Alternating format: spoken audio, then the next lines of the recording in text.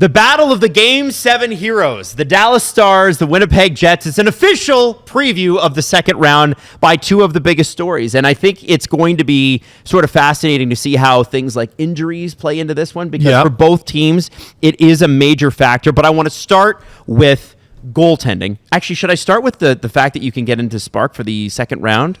Yes, you can. I should mention that first. Listen, we have our second round, second chance bracket with Spark. It's in the description of this video. If your first round bracket was terrible or you didn't get in, you can join our second bracket challenge starting from the second round onwards. And yes, it goes beyond the second round. You go second round, third round, Stanley Cup final. So you can always jump back into the action with Spark and SDPN. And okay, let's talk about goaltending in this scenario, because Jake Ottinger, good.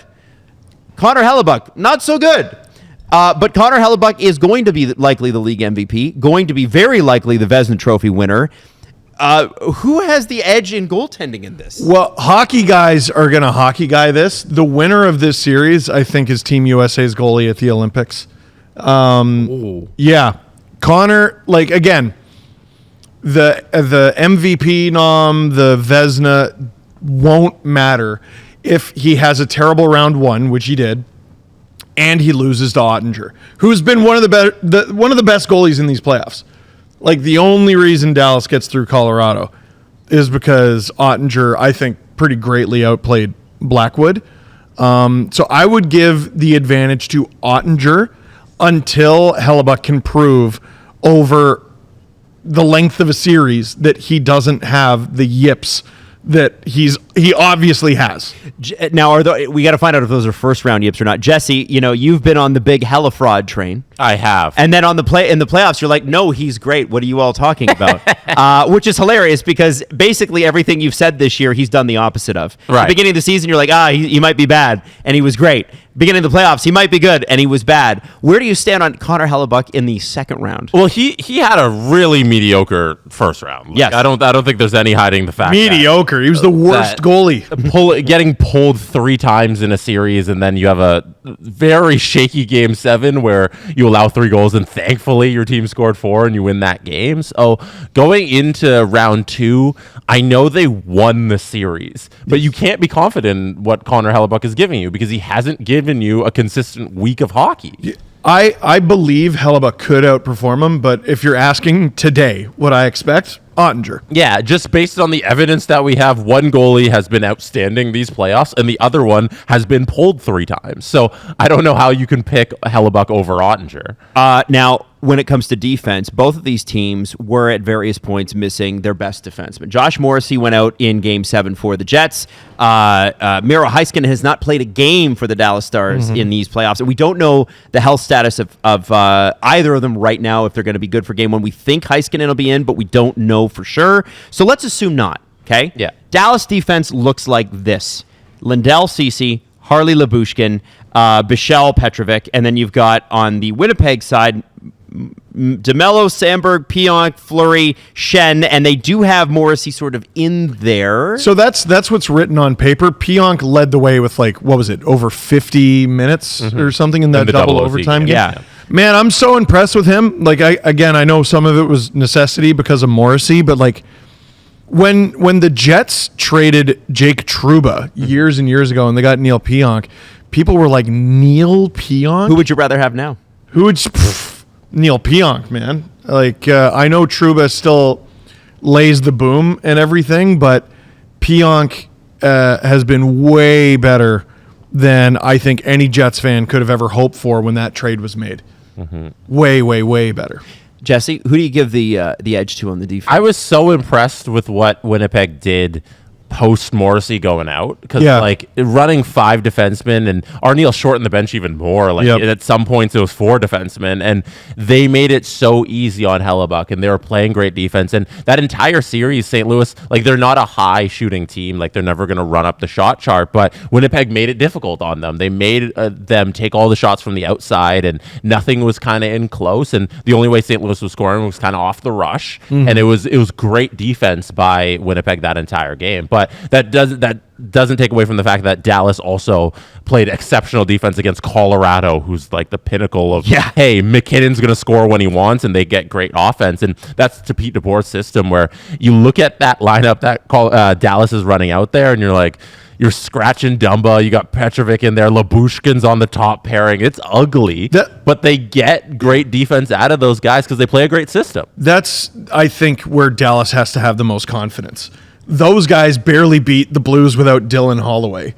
We beat the Avalanche without us having Heiskanen. With a right side that's ugly. Yes. Yeah, like it's still bad. I would give the advantage to the Jets before Heiskanen comes back, but by a narrow margin. Once Heiskanen comes back, I think it's Dallas. Yeah. Logan Stanley also was injured in that final game for the Jets too, so he could. Big bodies in playoff series start to matter more. You look at guys like Vinny Desharnais, Carson Soucy last year with Edmonton and with Vancouver, so that'll be interesting. Now on the forward side, Jason Robertson's still not totally sure if he's going to be back or when he's going to be back. Mark Scheifele listed as day-to-day. Not sure if he's going to be back, when he's going to be back. That's big for both sides. I feel like the edge has to go to Dallas in the offense department, right? Easily. They're the deepest team in the league, probably without Robertson, and then if they get him back, it's just cartoony. Like, if you really want, you could throw him on the fourth line. If you really want, you could just throw him on the fourth, third line, whatever, get him out there on the power play, ease him back in that way.